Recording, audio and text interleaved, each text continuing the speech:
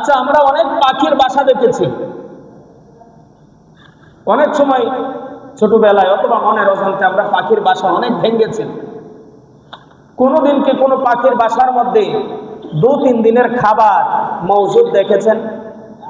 কথা কি আমার বোঝেন নাই?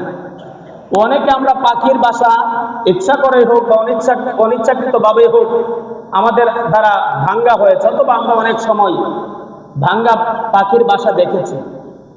কখনো কি ওই যে গাছের ঢালার মধ্যে পাখি থাকে, তাদের যে একটা বাসা আছে, এই বাসার মধ্যে তাদের সন্তান আছে, তাদেরকে আল্লাহ জোড়া জোড়া বানায় দিছে, তাদের মাধ্যমে আবার বংশ বিস্তার হয়। পাখির বাসা যে ভাঙলেন, কখনো কি পাখির বাসার মধ্যে 2-3 দিনের খাবার মজুদ দেখেছেন? কখনো দেখেছেন? আচ্ছা, কোনোদিন কি কোনো পাখিকে আপনি অনাহারে মরতে দেখছেন? জোরে কথা কর। কথা না কইলে তো বোঝা যায়, মাঝে মধ্যে মনে দেখা যায় নাকি? কোনোদিন কি কোনো গাছের ডালার পাখি অনাহারে মরতে দেখছেন? অসুস্থ হয়ে মাঝে মধ্যে মারা যায়, কিন্তু অনাহারে কোনো পাখিকে মরতে দেখছেন? কোনো পুকুরের মধ্যে যে মাছ, কোনো মাছকে কোনোদিন অনাহারে মরতে দেখছেন? কেউ বলে নাই অনাহারে মাছ মরছে, বলে ভাইরাসে মরছে। কথা কোন ঠিক কিনা? হযরত ওমর রাদিয়াল্লাহু তাআলা আনহু বলেন, দুনিয়ার মুসলমান আপনারা শুনেন, মনোযোগের সাথে শুনেন। আল্লাহর নবীর সাহাবী হযরতে ওমর রাদিয়াল্লাহু তাআলা আনহু বলে, মানুষের ঈমান কেন পাখির মতন হয় না? মানুষের তাওয়াক্কুল কেন পাখির মতন হয় না? বলে কেন রে? হযরত ওমর ডাক দিয়া কই, তোমরা কি দেখো না সকালবেলা পাখিগুলো আল্লাহর নামের উপর তাওয়াক্কুল করে বাসা থেকে বের হয়ে যায়? কথা কোন ঠিক কিনা? আল্লাহর নামে পাখিগুলো সকালবেলা বাসা থেকে বের হয়, সারাদিন আল্লাহর নামের উপর তাওয়াক্কুল করে তারা জীবিকা উপার্জন করে, জীবিকা তালাশ করে। আমার আল্লাহ একটা পাখিকেও অনাহারে বাসার মধ্যে ফিরাই না।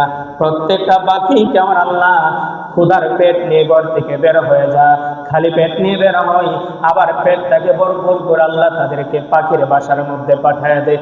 আমার আল্লাহ নবীর সাহাবী হযরত ওমর ডাক দেয়া, দুনিয়ার মানুষ যদি পাখির মতন ভরসা করতে পারত, আমার আল্লাহ প্রত্যেকটা মানুষকে রিজিক দ্বারা ভরপুর করে দিত। আরো জোরে। আমার নবী বলেন, আরে আমার উম্মত, সকল পরিস্থিতিতে সকল অবস্থায় একমাত্র ভরসা করতে হবে আল্লাহর উপর। কোন আল্লাহর উপর ভরসা করবা বন্ধু? যাই আল্লাহ তোমাকে মায়ের গর্ভে 9 মাস খাবারের ব্যবস্থা করে দিছে। সুবহানাল্লাহ, জোরে কোন। তো চিন্তা করবে, গভীর আলোচনা। আমার নবী বলেন, আল্লাহর উপর ভরসা করো। কোন আল্লাহ? যে আল্লাহ মায়ের গর্ভে 9 মাস তোমাকে খাবারের ব্যবস্থা করে দিছে। কখন তোমার পানি পান করতে হবে মায়ের গর্ভে তোমার মা নিজেও জানতো না। কথা কোন ঠিক কিনা? মায়ের গর্ভে সন্তান, আল্লাহ রূহ দিছে, সন্তান চটপট করে। ডাক্তার বলে সন্তান নাকি ওলট পলট হয়, সন্তান ঘোরাফেরা করে, সামান্য একটু জায়গায় ওই জায়গার মধ্যে আবার সন্তান ঘোরাফেরা করে। আমার আল্লাহ কেমন কারিগর! সন্তান যখন, মানুষের যখন প্রাণ আসে, মানুষ যখন নড়াচড়া করে, স্বাভাবিকভাবে তার গলাটা শুকাবে। কথা কোন ঠিক কিনা? আরো যারা বলেন ঠিক কিনা? আরে আমার ভাইরা, 9 মাস মায়ের গর্ভে ছিলাম। মায়ের গর্ভে আমার আল্লাহ 9 মাস আমরা যখন নড়াচড়া করি, আমাদের গলার মধ্যে গলা শুকায় যায়, পানির পিপাসা লাগে।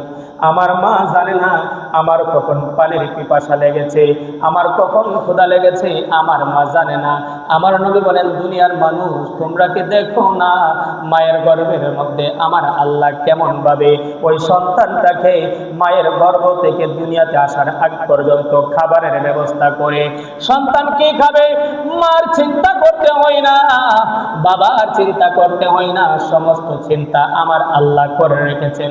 সন্তান যখন দুনিয়ার জমিনের মধ্যে আসলো, প্রত্যেকটা মানুষের রিজিকের ব্যবস্থা আমার আল্লাহ করে রেখেছে। প্রত্যেকটা মানুষের রিজিকের ব্যবস্থা একমাত্র আমার আল্লাহর হাতে। আল্লাহ শুধু বলে, এর দুনিয়ার মানুষ তোমরা শুধু বলো, ওমাইয়া তাওয়াক্কাল আলাল্লাহি ফাহুয়া হাসবু।